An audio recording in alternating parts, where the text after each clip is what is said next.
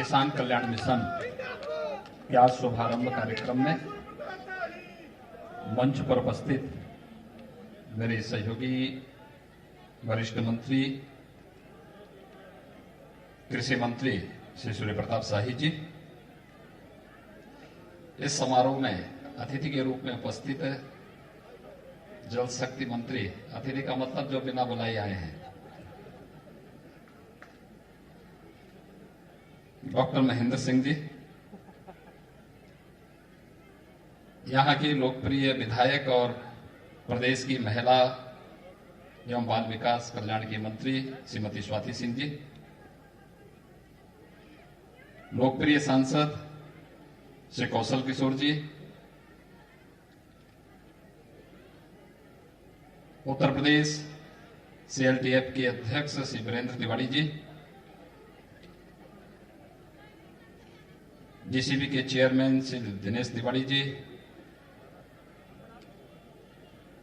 Bharatiya Janata party के जिला के अध्यक्ष श्री कृष्ण बोधी जी, श्री रामबाबू द्विवेदी जी, अपर मुख्य सचिव कृषि डॉक्टर देवेश चतुर्वेदी जी, अपर मुख्य सचिव सूचना श्री नवनीत सहगल जी, आज के इस कार्यक्रम में उपस्थित यहाँ के मंडलायुक्त, जिलाधिकारी और अन्य कृषि विभाग से जुड़े हुए सभी अधिकारीगण, इस क्षेत्र से जुड़े हुए सभी उपस्थित किसान भाइयों बहनों, प्रदेश में किसान कल्याण मिशन का शुभारंभ करते हुए और लगभग 100 स्थानों पर किसान कल्याण केंद्र का उद्घाटन करते हुए मुझे बहुत प्रसन्नता की अनुभूति हो रही है। मैं इस अवसर पर प्रदेश के अपने किसान भाइयों को हृदय से बधाई देते हुए उन सब का अभिनंदन करता हूं और किसान कल्याण केंद्र उन्हें समर्पित भी करता हूं।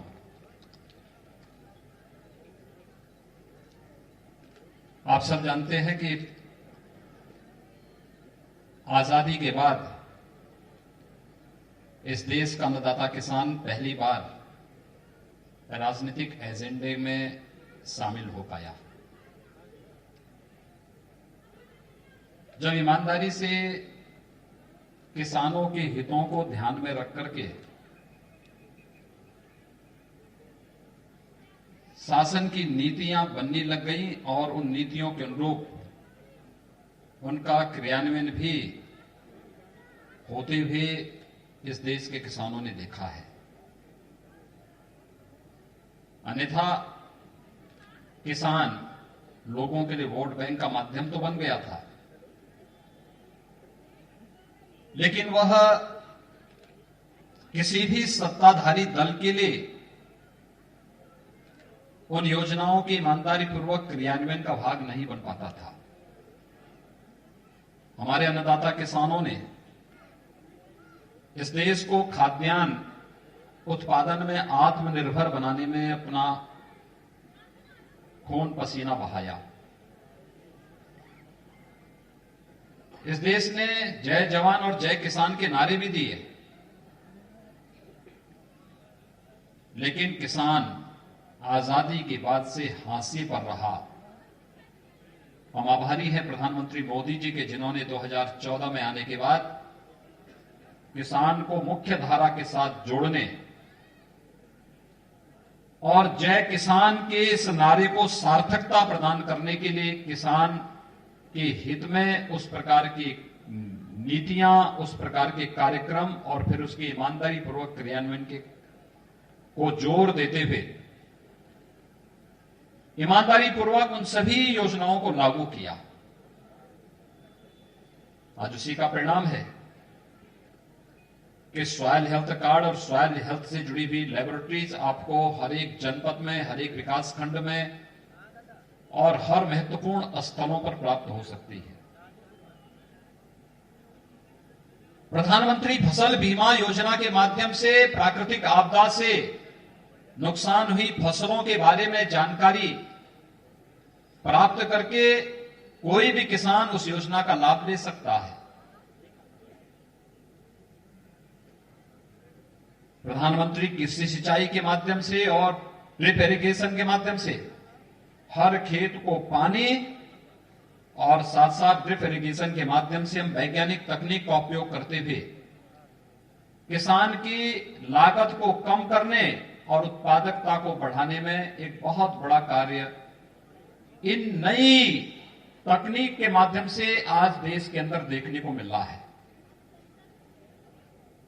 आजादी के बाद लागत का 1.5 गुना दाम किसान को मिले, न्यूनतम समर्थन मूल्य स्वामीनाथन कमेटी की रिपोर्ट के अनुरूप देने का कार्य भी प्रधानमंत्री मोदी जी ने दिया। और यही नहीं, प्रधानमंत्री किसान सम्मान निधि के माध्यम से हर एक किसान को 6,000 रुपए सालाना देने का कार्य भी, यानी किसान भाइयों को सूदखोरों से, बिचौलियों से मुक्त करने के लिए उसे प्रधानमंत्री किसान सम्मान निधि से जोड़ने का कार्य भी प्रधानमंत्री मोदी जी ने किया। यानी किसान के कल्याण के लिए वास्तविक कार्य योजना अगर आप देखेंगे तो आजादी के बाद जिस गति के साथ ये कार्यक्रम चले हैं, अगर पिछले 6 वर्षों के दौरान हुई प्रगति उन 70 वर्षों में भी हुई होती तो संभवतः इस देश में 2014 में प्रधानमंत्री मोदी जी को यह लक्ष्य निर्धारित करने के लिए नहीं मजबूर होना पड़ता कि 2022 तक हम किसान की आमदनी को दोगुना करेंगे। और आज उस लक्ष्य को हम प्राप्त करने की ओर मजबूती के साथ आगे बढ़े हैं,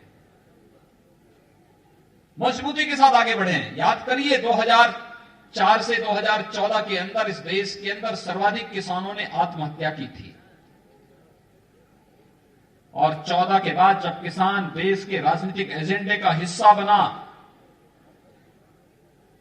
केंद्र सरकार ने किसानों के हित के लिए उस प्रकार के कार्यक्रम और योजनाएं बनाई।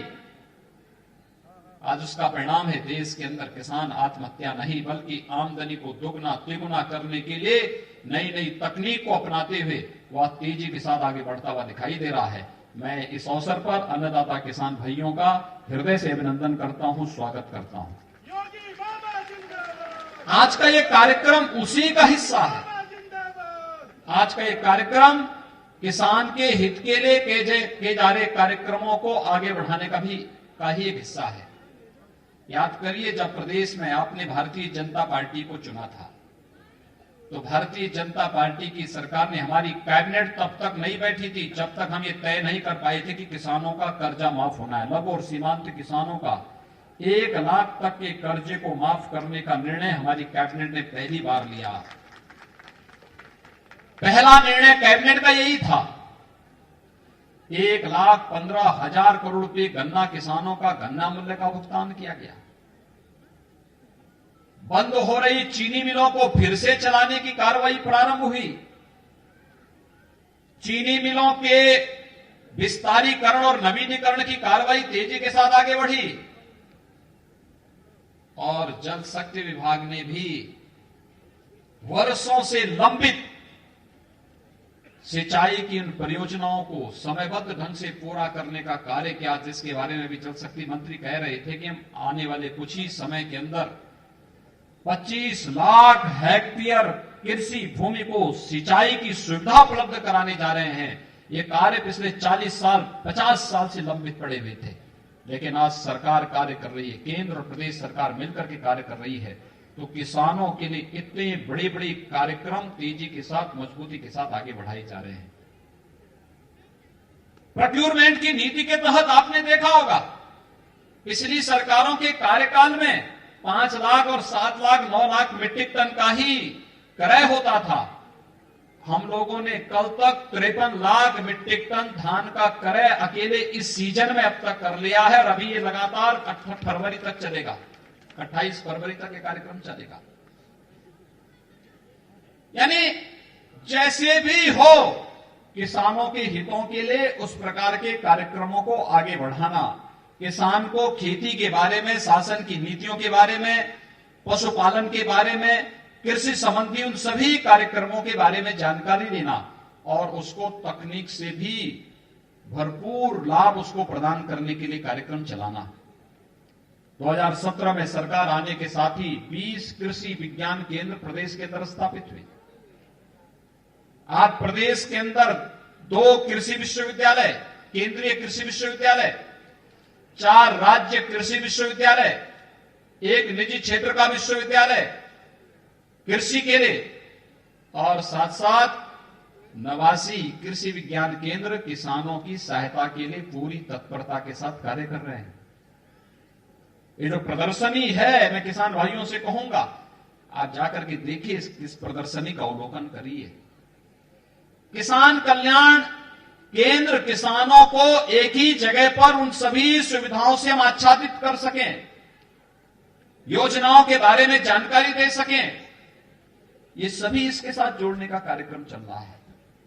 और आज इसीलिए मुझे बहुत प्रसन्नता है कि प्रदेश में किसान कल्याण मिशन प्रदेश के सभी 825 विकास खंडों में यह एक बृहद कृषि मेला के रूप में लगाने का एक कार्यक्रम है। और मुझे प्रसन्नता है कि प्रदेश भर में हमारे माननीय सांसदगण, माननीय विधायकगण इस कार्यक्रम में सहभागी बनकर के इस पूरे कार्यक्रम को सफलतापूर्वक आगे बढ़ाने का कार्य कर रहे हैं। यह अन्नदाता किसानों के जीवन में खुशहाली लाने, और जब अन्नदाता हमारा खुशहाल होगा तो देश स्वयं खुशहाल हो जाएगा, खुशहाली का मार्ग अपने आप प्रशस्त हो जाएगा। उस खुशहाली के लिए ही आज ये सारे कार्यक्रम किए जा रहे हैं। भाइयों बहनों, हमें एक बात को ध्यान में रखना होगा। बहुत सारे लोग हैं जो तमाम प्रकार की गलतफहमियां पैदा करने का प्रयास कर रहे हैं। जब देश तेजी के साथ आगे बढ़ रहा है, खेती किसानी में आमूलचूल परिवर्तन करने और किसान तेजी के साथ प्रगति के लिए आगे बढ़ता हुआ दिखाई दे रहा है, बहुत सारे लोगों को यह अच्छा नहीं लग रहा है। उत्तर प्रदेश दुग्ध उत्पादन में देश दुनिया के अंदर एक अच्छे स्थान पर है।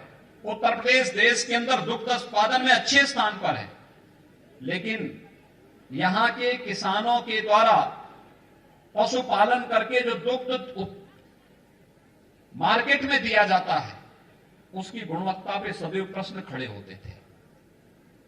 पहली बार हुआ जब खुरपका और मुंहपका जैसी बीमारियों को लिए रोकथाम के लिए टीकाकरण का एक बृहद अभियान पूरे देश के अंदर चल रहा, और उत्तर प्रदेश में इसको हम लक्ष्य पूरी तरह प्राप्त करते हुए दिखाई दे रहे हैं।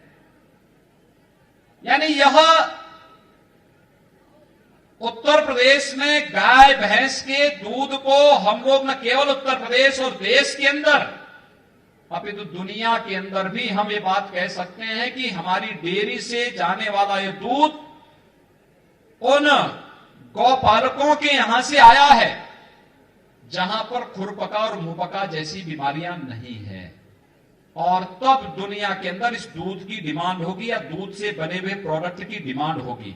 नमस्कार, मैं हूं मानक गुप्ता।